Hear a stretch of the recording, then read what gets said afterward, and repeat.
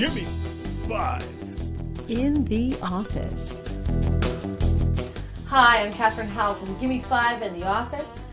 I thought it might be helpful if I explain some of the terms that I use in my videos. These terms I've developed over a decade and a half of teaching and personal training. So bear with me and we'll take it from the top.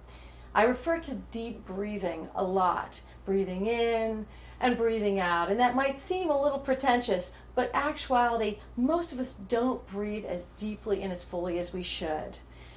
Just talking about it makes me want to take a deep breath in.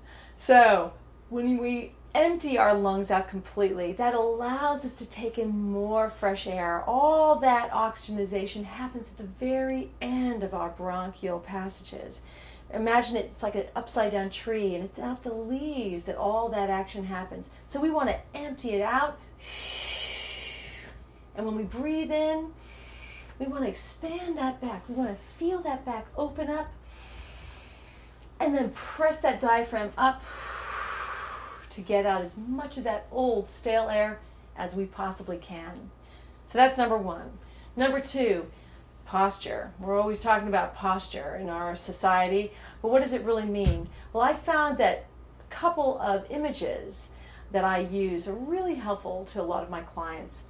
One is putting a string at the top of the head. Now it's not here because if you put a string here, you're going to end up going like this, right? We want to keep that chin weighted down. So when I say something is weighted, you have to literally imagine that there's a little bit of a weight there, pulling it downward. Our string is right above the spine. It's pulling way up. And as you're pulling way up, if it's there and that chin is weighted, you feel that spine lengthening up as well. So if you imagine that your spine is like a bungee cord and you're trying to put a little more space between each vertebra, you feel those ribs pull away. Yeah, you feel that lumbar curve getting longer. Then you want to weight down the tailbone ever so slightly because we don't want this to go whoop. We want to keep this in nice neutral position. A nice lumbar curve in the spine, no hyperextension, right? And no tucking it under. It's just right in line. So with that slightly weighted tailbone and that string at the top of the head, boom, there you are. Plus having weighted shoulders. Again, imagining that you've got some sort of slightly heavy cape on and you're really allowing those shoulders to relax and down. Feeling that. You also want to feel little weights on your fingertips, right? And if you're feeling all those things, lengthening up, weighting down, suddenly you realize your core is engaged. You can't stand like this without your core being engaged.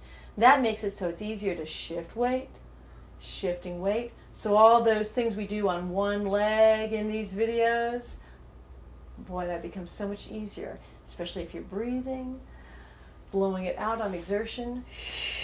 Exertion, when we actually do the most work with our muscle. So if we're doing marches, obviously for most people it's going to take a lot more exertion, a lot more effort to lift the leg up. So we want to think about blowing it out when we lift that leg up and lowering it down. Of course, the other great thing is if you're doing that, if you're doing these one-legged balance sort of things and you're blowing out, that's going to engage your core even more, helping your balance, right? That's where the balance is all about. It's right here. That's it. So thank you so much for watching the videos, and I hope that was helpful.